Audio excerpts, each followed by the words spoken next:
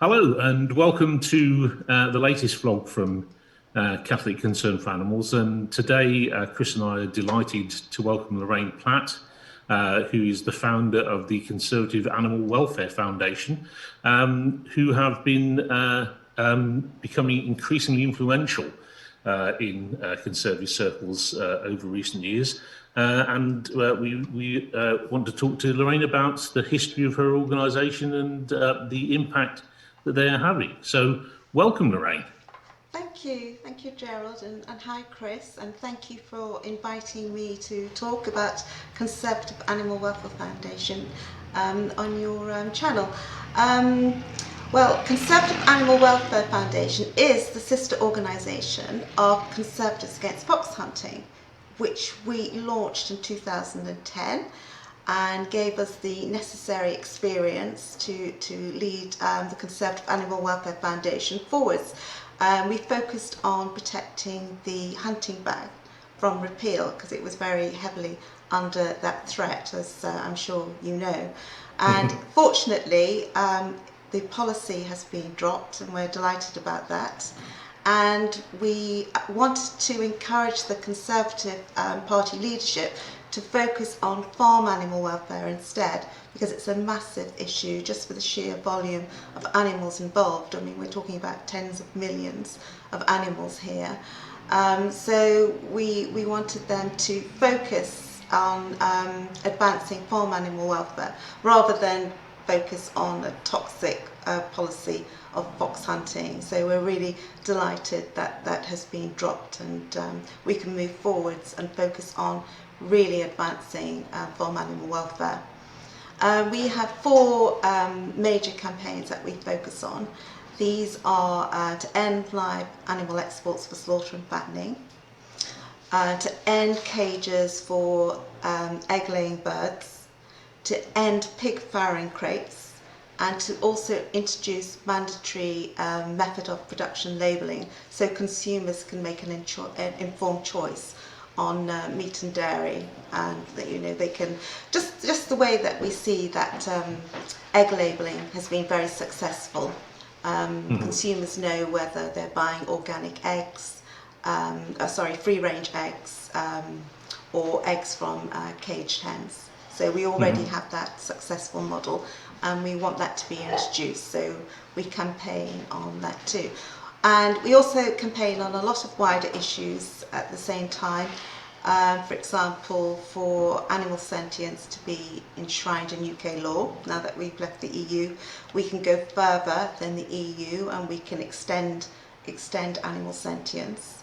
For example, to include crustaceans. And we can also extend it to local authorities as well. So we can go much further than the EU. And we campaign to end foie gras imports. That's really a key campaign because it's such a cruel product. I mean, foie gras farms have been banned in the UK for a long time on animal cruelty grounds. They're deemed inhumane, yet we still import this cruel product from the continent. So we want to see an end on foie gras imports. We want to see an end to fur imports as well. Again, fur farms have been banned here in the UK for quite a while, at least 20 years, and yet we still continue to import fur products from abroad. And really cruel industry, in my view, and we need to end these cruel imports. And Brexit gives us the opportunity to do this, and to end trophy hunting imports too.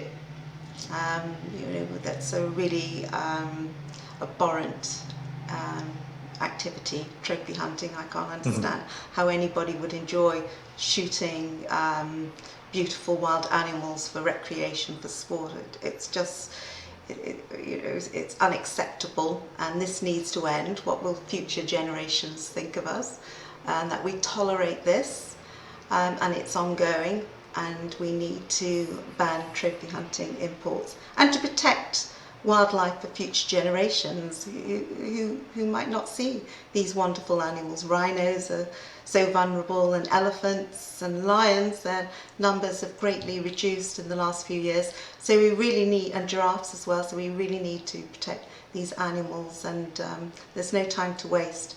So we're focusing on pushing government to help bring in a ban on trophy hunting imports.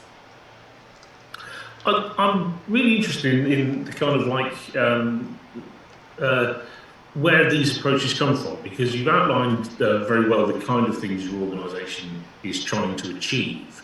And you know, looking at your website and the materials that you have on there, I didn't have a great sense of where you're coming from, why you feel this is important. And I mean, one of the things is that, you know, the kind of Conservative Party since in the last 40 years or so has had this kind of approach which is based very much on economics, very much on business, and on the private sector being able to make decisions more effectively and efficiently than the public sector. And here are you asking for regulation and for mandatory labelling, for things a bit like this nature, which seem to cut across the way that's been presented in the past. And I'm kind of like wondering whether this comes from a view which believes that economically we have to change to do these things because consumers are becoming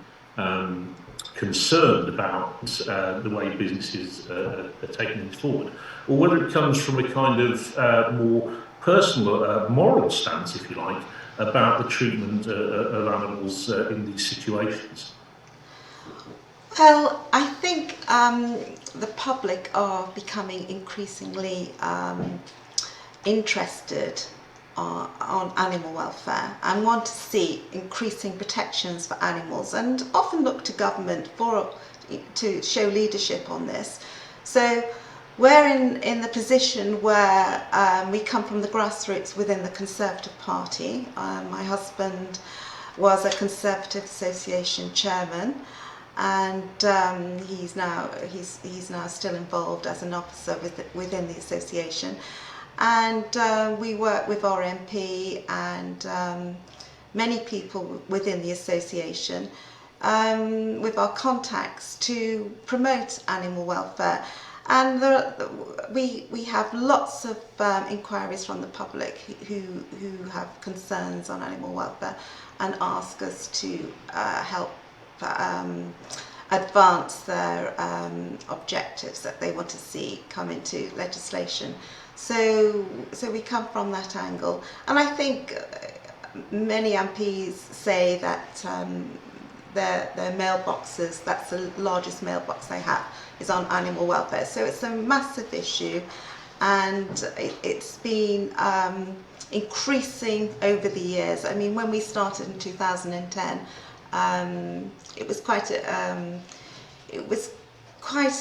difficult landscape for us working on the hunting issue, because it was a policy within the party to hold a free vote on repealing the hunting ban. So that was our sole focus, was on protecting that ban for wildlife, to protect not only foxes but stags and hares and mink as well, all these animals who are protected under the Hunting Act. So that was our sole focus, and while we were campaigning, we would get involved with other organisations who wanted to see the ban remain in place, and also at the same time working on other campaigns. So it was an involvement, it was evolving, and they would ask us, oh, you know, you're talking to this MP on hunting, can you bring our campaign to their attention? And so it just evolved and grew larger and larger, and now a whole spectrum of issues that we work on. And I forgot to mention that we also work on a closed season for hares, which we've worked on since 2011, and hopefully that will be legislation this year, because hares are being left behind in England and Wales. We have a closed season for hares in Northern Ireland since 1928, and in Scotland since 2012, and most of mainland Europe has closed season for hares, and when their closed seasons are in operation in Europe, they come over here, the people who go shooting, and shoot our hares, and our hare numbers in England and Wales have really declined dramatically, and we very much need this basic protection for them when they're rearing their young.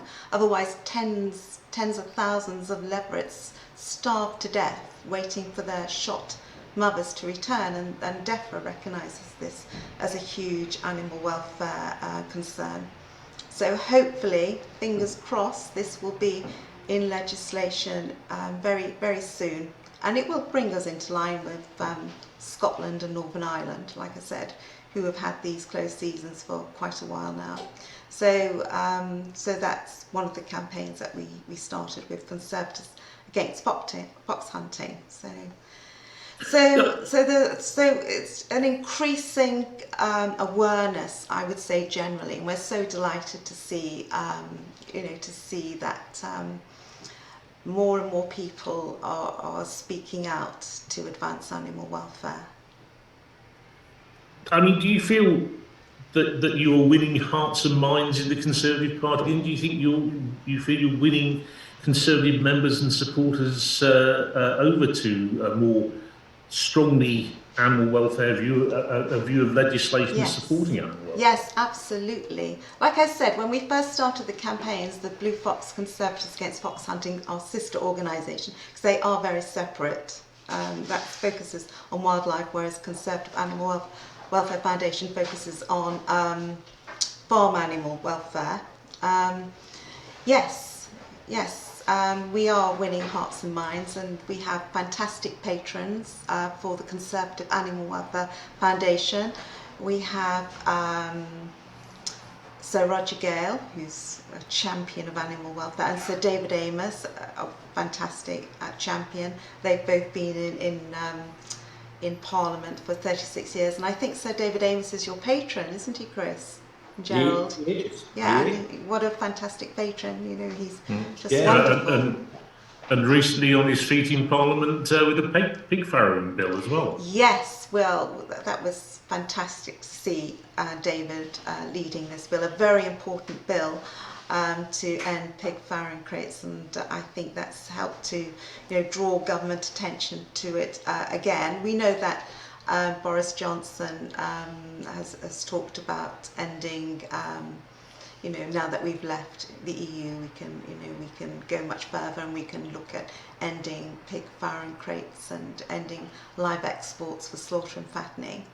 So getting back to our patrons, we also have Lord Goldsmith, DEFRA Minister, and Zach Goldsmith is very much known for his great animal welfare work for many years.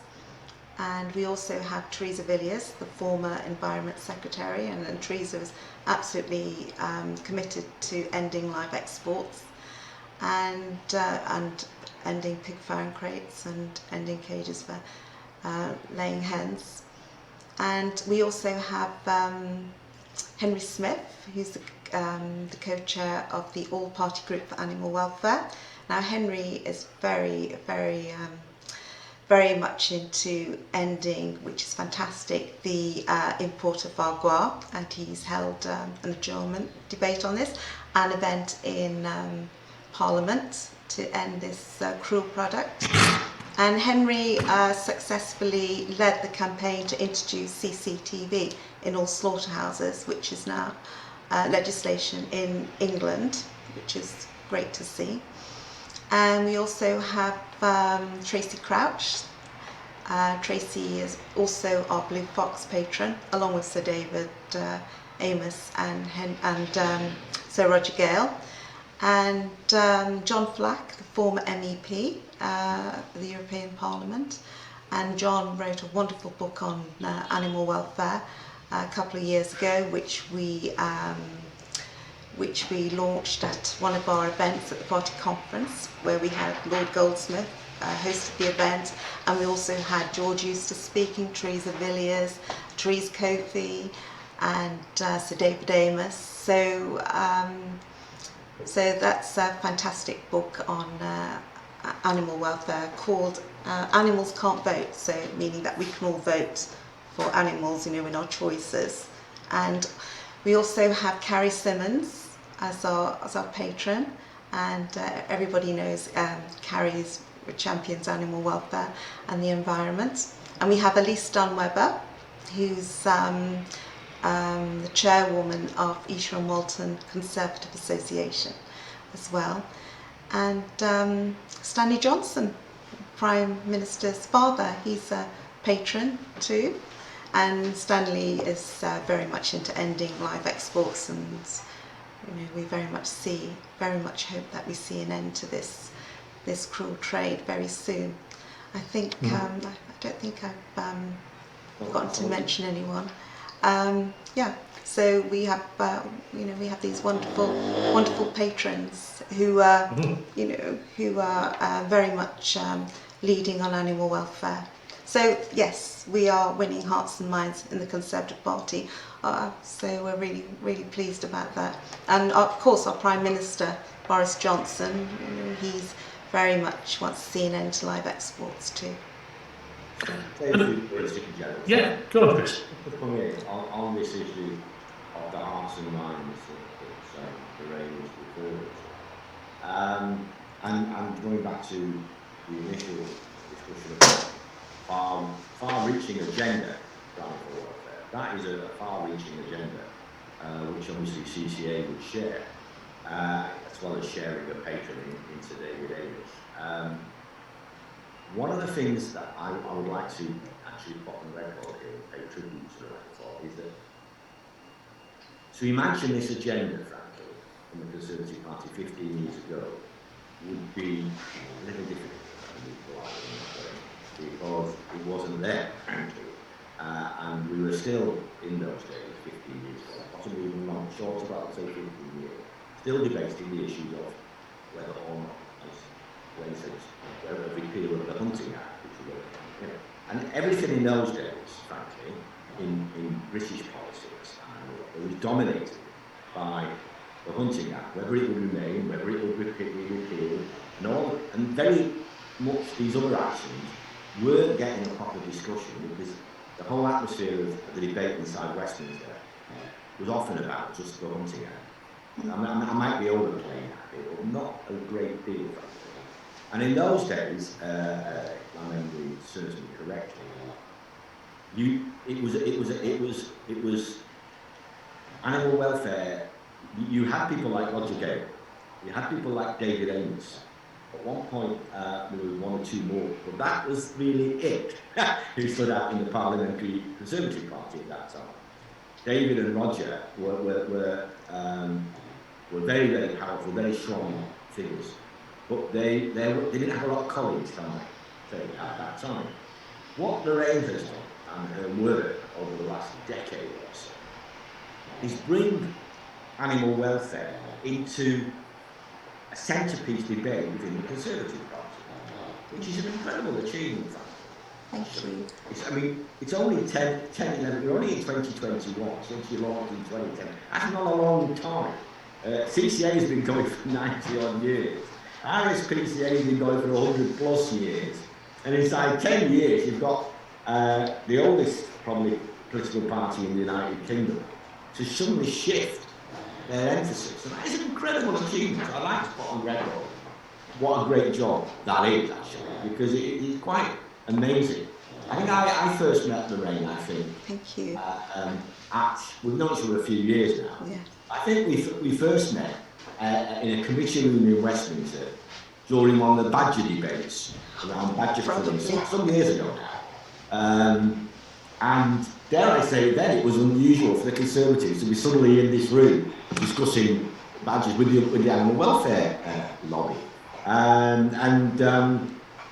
To have achieved all this in what is only just over a decade is phenomenal, actually. And I think that needs to be said.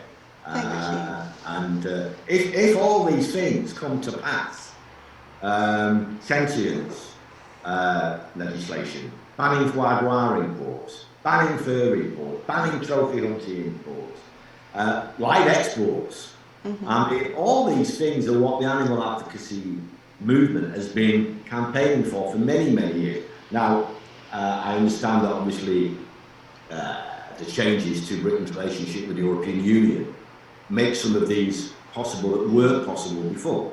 And I don't want to reinvent the issue about Brexit, but clearly there is, for animal advocacy potential Brexit dividend here, because these things, and indeed the Conservative Party have stressed that for some years, haven't they, during the whole Brexit referendum and since, so there is potential animal welfare dividend. I won't mention trade at this point, because that will sort of change the debate somewhere else.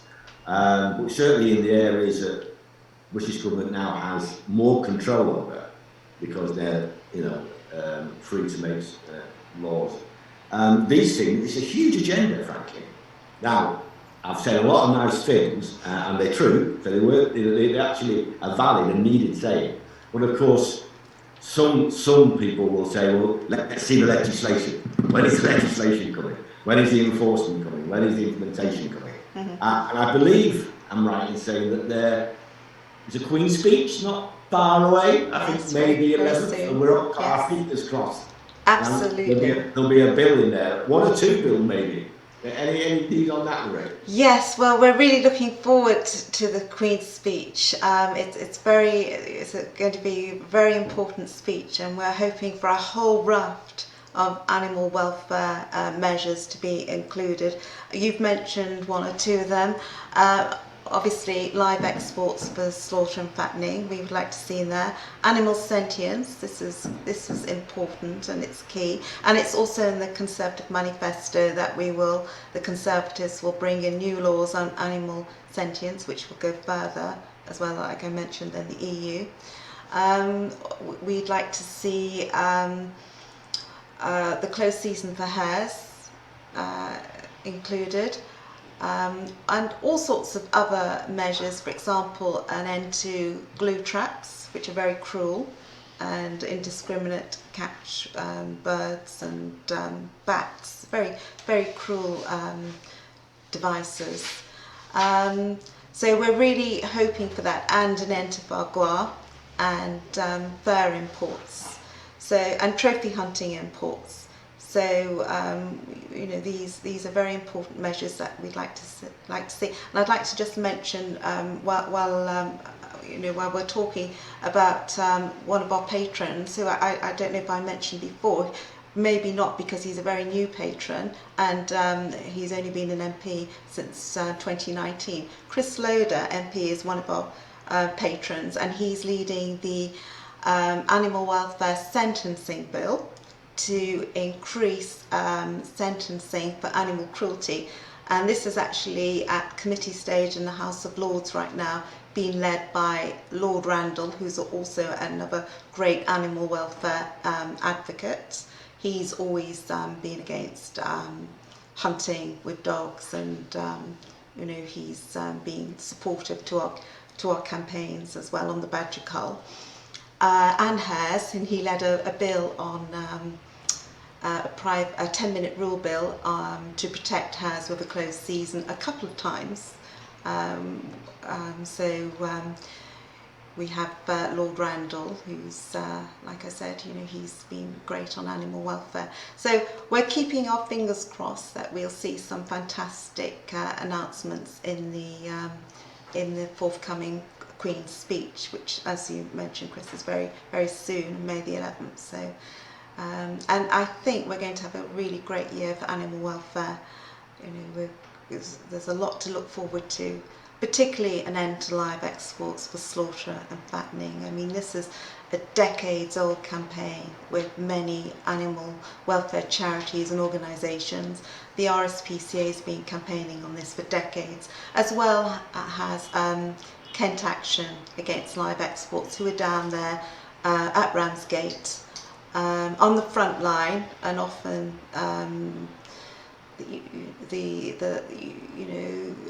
witness to the poor animals just as they leave our shores. And when they leave our shores, remember, they leave our protections behind as well.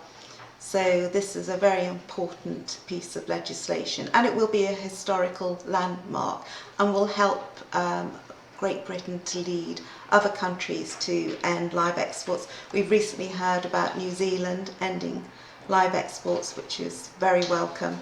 So we would like Australia to follow suit on this, because they're continuing to export animals. And we hear about these awful journeys, these in the media. For example, recently the poor cattle from Spain who were stranded at sea for almost 3 months. This is totally inhumane and unacceptable. The conditions these animals must have endured and suffered, and some died at sea. It's just appalling. We have to end this vile trade. It's totally unacceptable. Animals can be sent as meat. We have refrigeration now, so there's no justification to send them on these massive long journeys for slaughter. So we'd like to see an end to this. So keeping our fingers crossed this will be in the Queen's speech. And not yesterday, I think it was about 3 or 4 days ago, Victoria Prentice, the farming minister, responded to a parliamentary question, saying that the government hopes to have legislation in place to end live exports for slaughter and fattening by the end of this year. So it could be very soon. So this will be a historical moment when this happens. Well, it will be a historic moment because the animal movement movement in the UK has been talking about this for a long, long time. Absolutely. And if this comes to pass, and what you say sounds very positive, then certainly that will be a Brexit dividend. And you know, it would be wrong to say it wouldn't be. That would be a clear. Because we couldn't do it whilst we were in the EU. And some people couldn't understand this, that we had to continue this trade. So, like you said, it will be a very welcome dividend of leaving the EU. So, let's see this come into place very soon. If it's passed by the end of the year, that would be. I would say that is extremely quick work on behalf of the government, and CCA will certainly be applauding that. Supporting that legislation if it announcing go through Parliament. Yes. Well, by the end of the year, hopefully this will be in place, or the beginning of next year. I think the pandemic has put many things on hold, obviously, because it's such a crisis. So that has delayed a lot of measures which would have taken place sooner. But now we're getting to grips with this, and we have a lot of vaccination programs, so we can focus on other issues as well. I know Gerald wants to come back in. I'm going to let you back in now. His debate rather than mine. But just quickly before we go, before I stop for a while. One thing that I would like to ask you about is that. We have lost as a UK our A rating from World Animal Protection's Index last year, and we're hoping to get that back to A. We're down at B now. We're hoping to get that back this year. Yes. Well, I mean, we are champions in animal welfare in a lot of measures. For example, like I said, we're going to lead on ending live exports. So. Yes, we'd like to see our ratings. We already have good ratings, but there's always plenty of room for improvement. That's always the case, isn't it? A lot has been done, but there's much more that we can do. This is always the case. This is why we campaign to end cages for egg-laying birds. Millions of these poor animals are incarcerated in these miserable metal cages every day on factory farms in the UK and across the world. And so we very much want to see an end to these systems, and this is one of our key campaigns. And we've held several events to highlight why we need to end these systems. We need to bring in free-range systems. We need to give animals some quality of life. I mean, these animals never see, on factory farms and industrial farms, they never see the sun or the stars or feel a blade of grass beneath their feet. I mean, this is just appalling, and this is all for cheap meat, and the animal pays the price. You know, cheap chicken. I mean, these animals are sometimes only up to 6 or 7 weeks old before they go to slaughter, and what kind of life do they have? And chicks, we hear about chicks across the world being macerated on conveyor belts. It's sickening. I mean, why is this happening? Why are we allowing this to happen? We need to end this, and more of the public are speaking out against these practices, as we all should, because it's appalling. Just unbelievably cruel to subject these little newborn chicks to these practices. So yes, let's see an end to cages and the pig farrowing crates, which we've mentioned. Sir David Amos recently led a 10-minute rule bill. We want to very much see these systems phased out, because these are cruel systems. And can you imagine being incarcerated in these metal crates, these cages, for weeks on end, unable to move about, to turn around even, and these animals are on these slatted floors with their animal waste below, so there must be an awful stench, and it's just awful. These animals, before they give birth, these sows like to go and prepare a nest. They like to go and prepare a nest ready to raise their young, and they're denied their natural behaviours in these crates, so they can't do this. And the frustration from their instinct to do this is very strong, and stressful, and also they suffer from not being able to move about, always lying on in the same place all the time, the same little space. So it's horrible. Well, Sir David has an article in the Next Art on this issue that's due out shortly. He's written for the Good. article. Oh, we look forward to reading that. So, and we'll share that on social media as well, and to help spread that, because thank you for that, because every media focus helps to keep it current and bring government attention for action to take place. And this is why social media is so fantastic. It helps us all to amplify the messages together and get it out there, and the media journalists see these posts on social media, and they also contact us and say, you know, that they would like to write an article on this animal welfare issue. So it all helps. It all helps to you know, to put the pressure on for action to be taken, because this is key, and it's unrelenting, and it has to be, because there is so much suffering, and action has to be focused all the time. It's like a marathon. It's ongoing and ongoing. Like the live exports, decades old. People have been down there at Ramsgate and Dover for decades, and it's finally coming to the point where we can see light at the end of the tunnel, and not far to go, very close now. So let's get it over the line. You know, let's make it happen, so these 2-week-old calves no longer have to endure these tortuous journeys from Scotland to Spain. I mean, how awful is this? Unweaned calves. If these were puppies, can you imagine the public furore over this? And yeah, and also there was a recent media article about up to 1 million chickens die in transport between the farm and abattoir in England every year.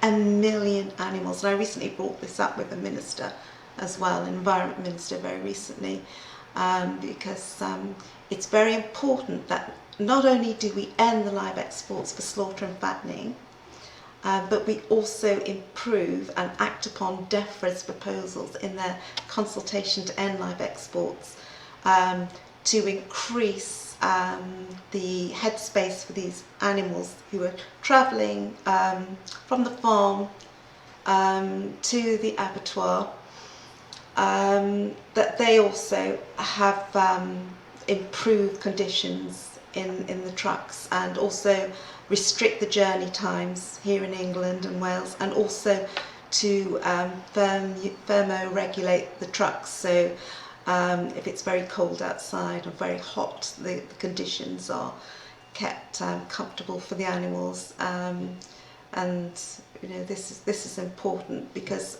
up to 1 million chickens dying on the way is just a massive animal welfare crisis, and it's appalling. Well, you see, absolutely, and this is my last country before Gerald comes in. Sorry. But live transport, of course, does take place within the UK, and often, as you say, often long distances within the UK, not just for export outside. So, on that point, I better hand back to you, Gerald. I thought you were doing very well, Chris. I'm quite happy to just sit and listen. What I was going to say, though, Lorraine, is that you and Chris have spoken about potential new legislation and different policy options over animal welfare in the Conservative Party, and you know, we've also had the statements by the Conservative leadership about environmental policy and the ratcheting up of expectations over that ahead of COP26, and I'm just wondering whether, because as Chris says, I mean, these are kind of policy positions we don't usually associate with the Conservative Party.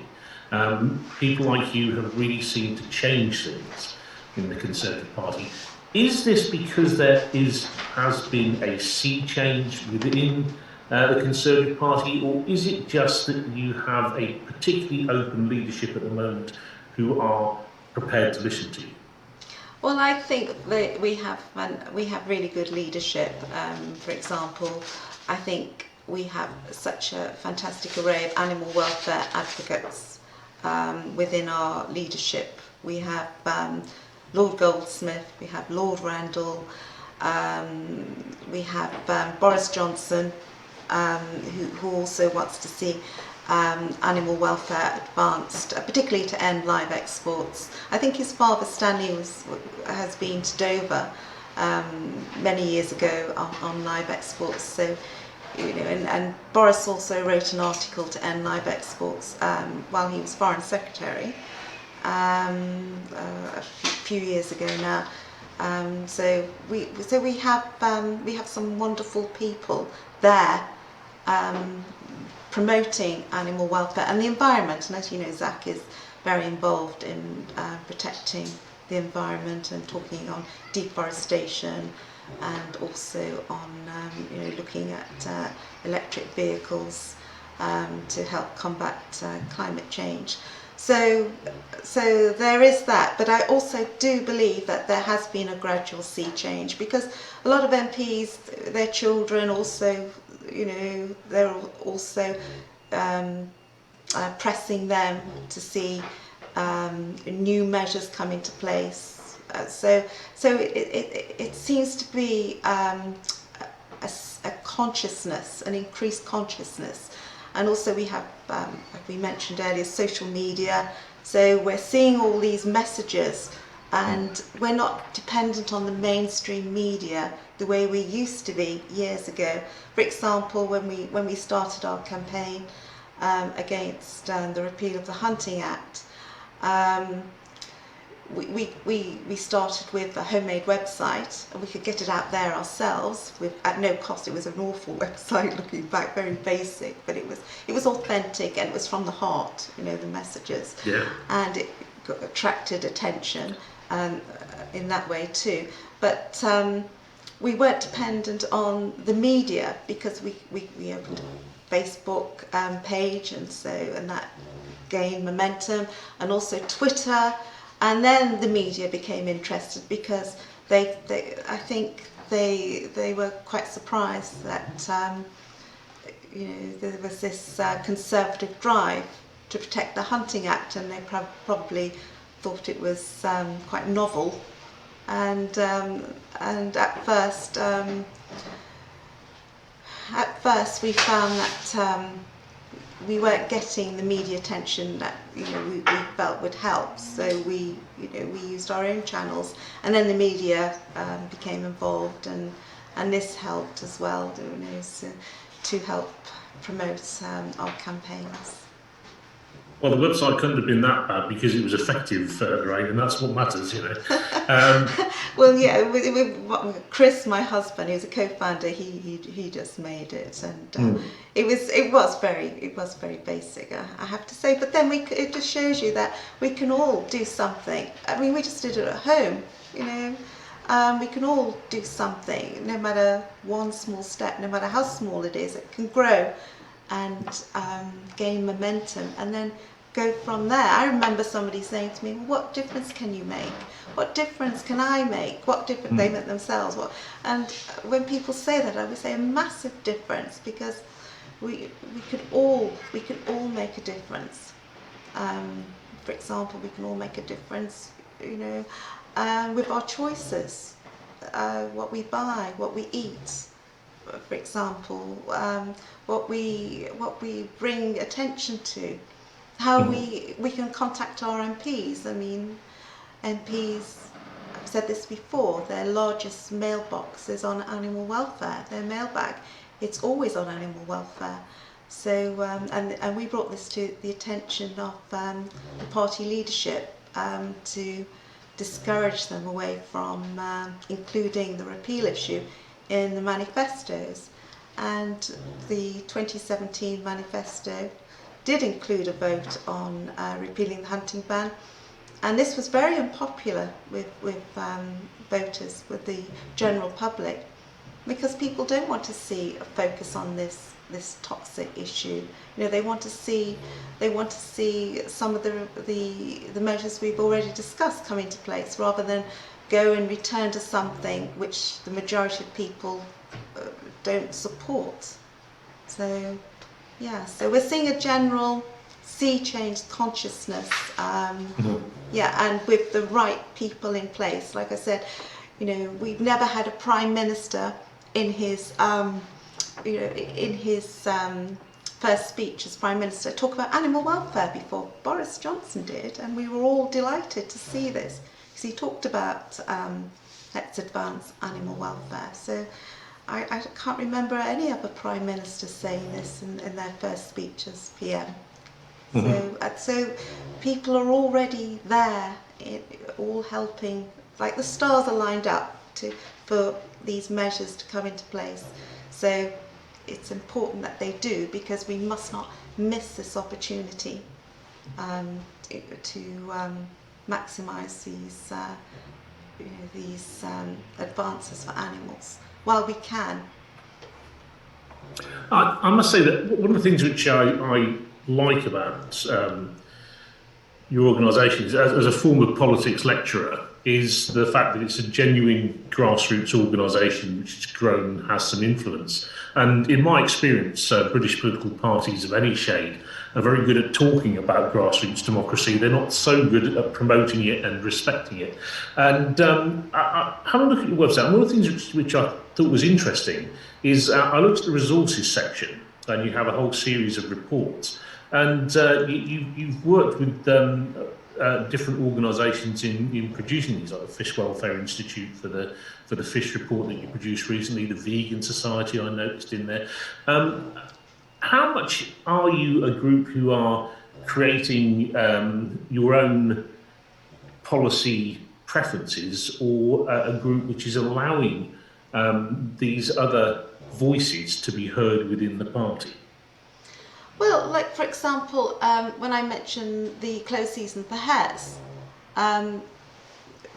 that didn't have any parliamentary presence whatsoever. So with our sister organisation, Conservatives Against Fox Hunting, we introduced that as a campaign into Parliament. So I looked, as the founder and leading the campaigns, I looked, sorry, that was the dog snoring, if you're wondering what that little grunt was. That's okay. Just Hugo down by my desk.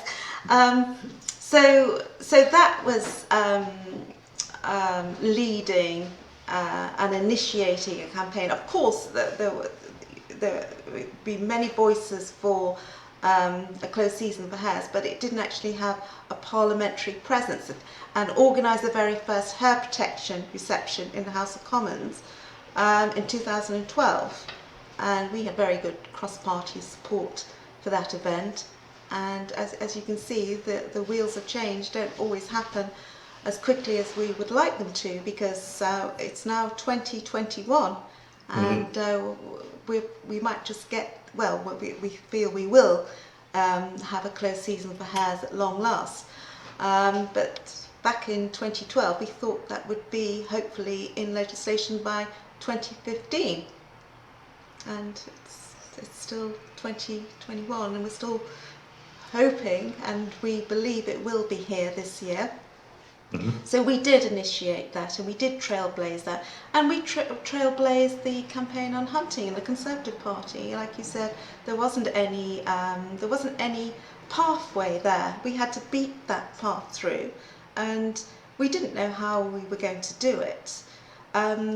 It evolved. Like I said, first of all, just a website, and then writing to MPs. And we held our very first anti-hunting, which is the very first anti-hunting reception, to my knowledge, in the Conservative capacity in the Commons in 2010. So yes, we do also initiate, and we do trailblaze as well. But on conservative animal welfare, the measures that we want to see in place are transcend party affiliation, talking about the live exports, the pig crates, the cages for egg-laying birds, and the mandatory labelling. These are such massive issues that we invite support across the whole political spectrum. We do work with many other organisations who, charities anyway, by their sheer constitution, have to be party political neutral, as you know. As we are. Yes, yes, you are. Yes. So, and I'm very aware of that. I'm very aware of that. This is a charity. Earlier. Sorry? This is the point I was making earlier. That agenda you outlined right at the start is an animal advocacy agenda that would not look out of place in any of the main animal advocacy charities, large or small. And clearly that is a million miles away from, where perhaps the Conservative Party was 20 years ago. And you said rightly, you said yourself, as recently as 2017 general election, there was still another debate about fox hunting. And we're only 4 years away, and you're producing an agenda like this. That's an incredible transformation for which you should be rightly proud, in my view. Well, thank you, Chris. That's very kind of you, because that's what we set out to do in 2016 when we launched Conservative Animal Welfare Foundation, was to move the focus away from the toxic hunting issue and focus on positive measures, positive issues, animal welfare, such as farm animal welfare, because of the sheer scale of suffering. And we're really pleased that the party has moved away from fox hunting. Of course, there's still focus on strengthening the ban, and it does need strengthening, in my view. The hunting ban, there are loopholes there. which need to be closed. Yet it is there, it is safe, that ban. It's not going to be overturned. The policy has been dropped. So let's focus on ending the suffering for millions of animals, tens, hundreds of millions of animals. So let's focus on that. In a few years, that really is a tremendous achievement. Oh, thank you. Well, I mean, we've got wonderful volunteers who we work with, and grassroots supporters, and also our MPs that we work with. They've had obviously there's been peer pressure on them to they're aware that a lot of their fellow MPs supported the repeal issue, and give them credit. They decided that they would stick with their own convictions, and they didn't agree with the policy.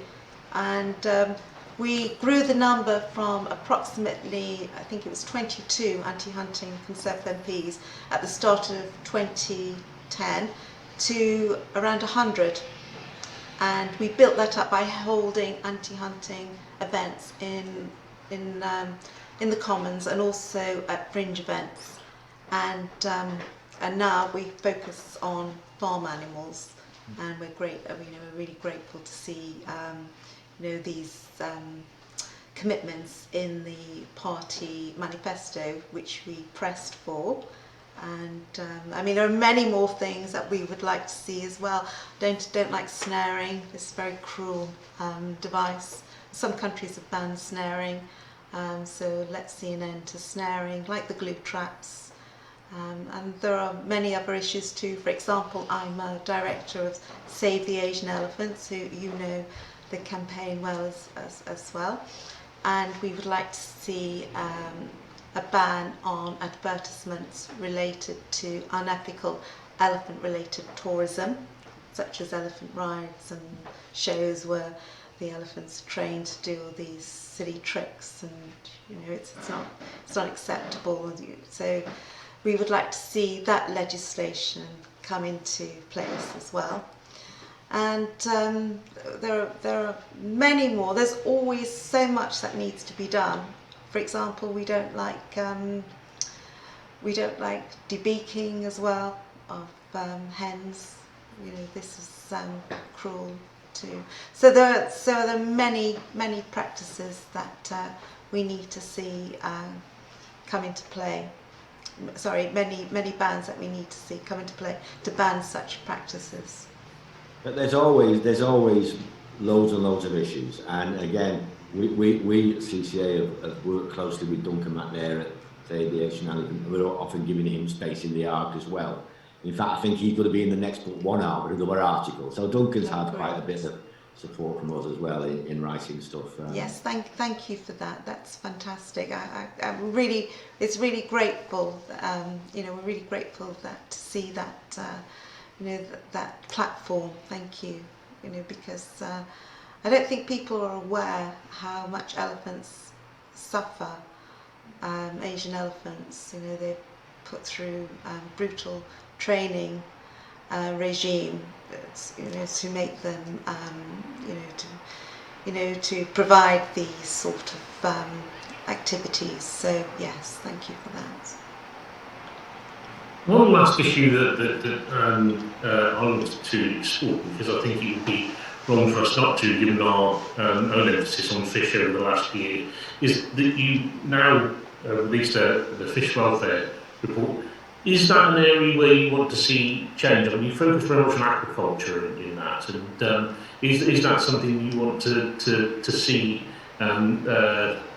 policies in the Conservative Party developing with respect to aquaculture and the way fish are farmed nowadays?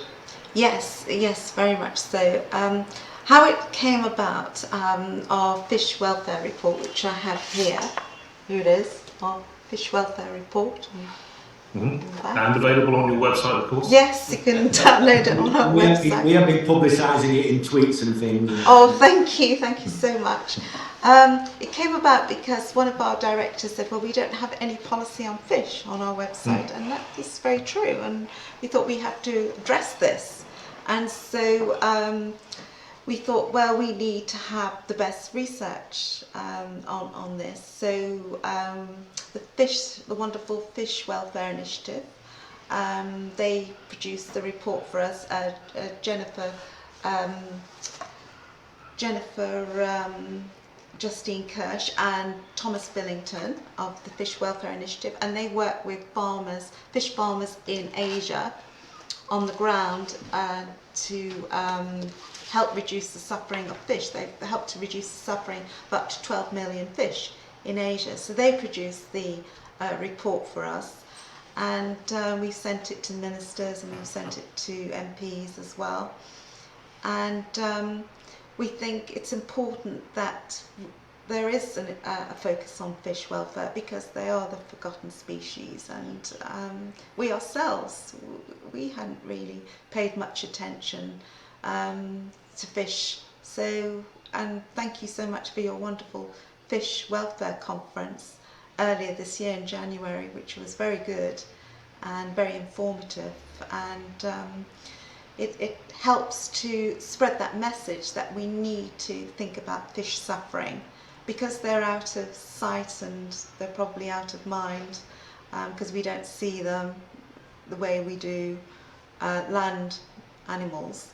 So they've been left behind, and this needs to change, because we have massive fish farms in Scotland, and we've all heard about how fish of salmon have suffered with sea lice, and you know, this really needs to change. So yes, we want to see increased protections for fish, and also we need to think about fish landed at sea on super trawlers. We've all heard of the super trawlers, which cause so much environmental damage and sweep up everything in their wake. These huge nets, and dolphins and porpoises and turtles get caught up, as well as seabirds. So it's very cruel. And while I'm talking about animals at sea, I'd like to just say we want to see an end to the shark fin trade here in the UK. We want to see shark fin trade end, so they're not imported, because that's very cruel.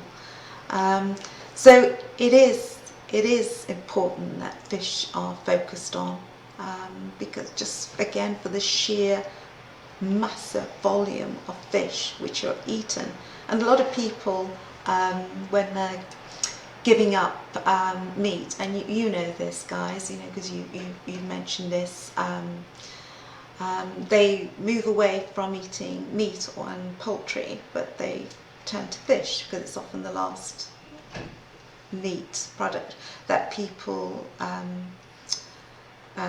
have before they switch to a plant-based diet.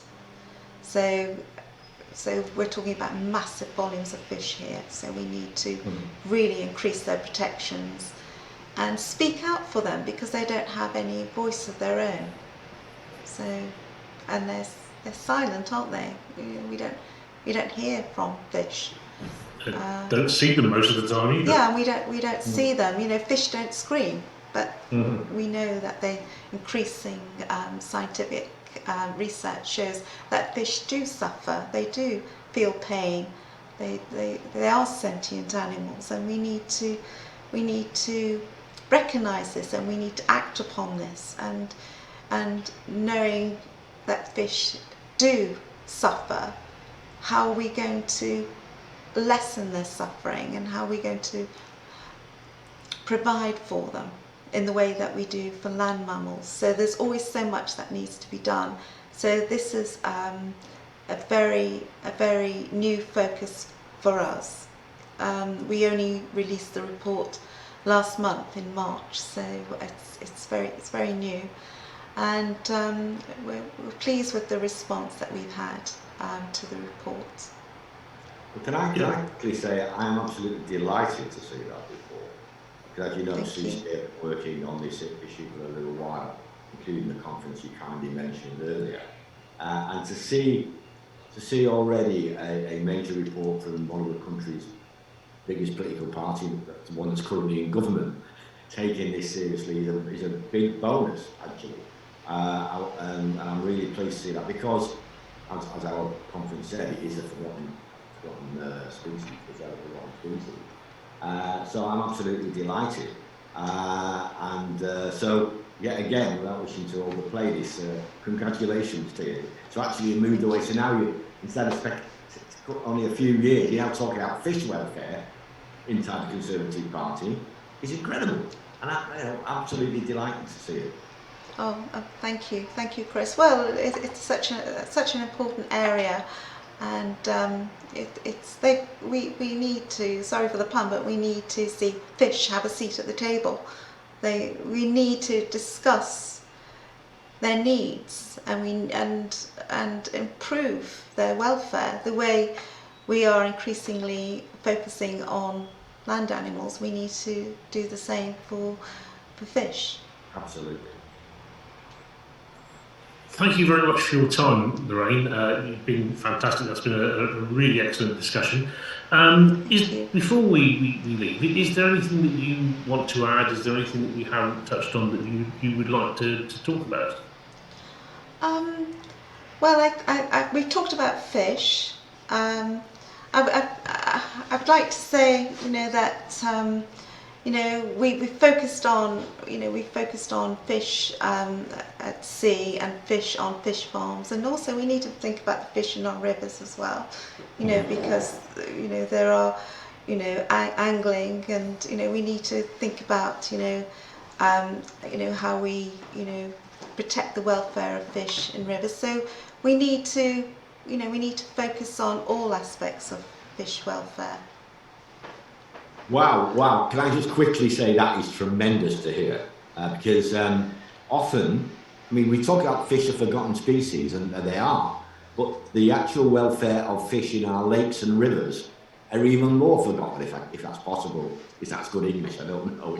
You mean more forgotten than forgotten is probably not quite right, but you know what I mean. So for your report, and I did notice it had a section on recreational fishing, and I also noticed you had a response from certain vested interests in that, in response to it. So yes, and CCA of course are focused on that issue as well. So it's, and fish, the numbers of fish that are involved are in the trillions.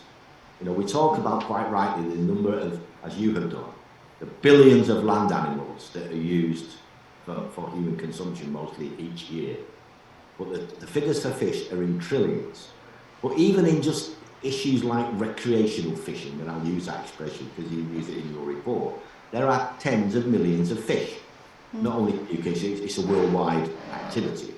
So the huge numbers in just recreational fishing, never mind, fishing for food. So I'm delighted to see your report. I'm delighted you actually had a section there. And I'm noted that you had some response. Yeah, it was a very small section. Like I said, the report focuses on farmed fish and fish landed at sea. But our writers provided information on the whole context of fish, and they included fish in rivers as well. So it's a very small section, but nonetheless it is there. Because, like you said, there are so many fish in our rivers as well. So, they also need our consideration, and also, they need, they have needs too. So it's important that, no animal is forgotten, no species is forgotten. Really? Okay. That's terrific, Lorraine. Thank you very much indeed. Thank you for your time, and thank you for being such an eloquent speaker on behalf of animal welfare, both here and within the Conservative Party. Thank you. And thank you so much for your support, Catholic Concerns for Animals. We really appreciate it. We've always appreciated your kind support over the years, and thank you for everything you do for animals. It's fantastic. So really want to say thank you to. Thank you, Lorraine. And once again, thanks to our audience for watching this Catholic Concern for Animals vlog. We hope you have enjoyed the conversation. I certainly have. And there are other relevant vlogs, including ones relating to the Fish and Marine Welfare Conference that we've talked about on our channel. Please go and explore them. And thank you very much. Thank you. Bye-bye.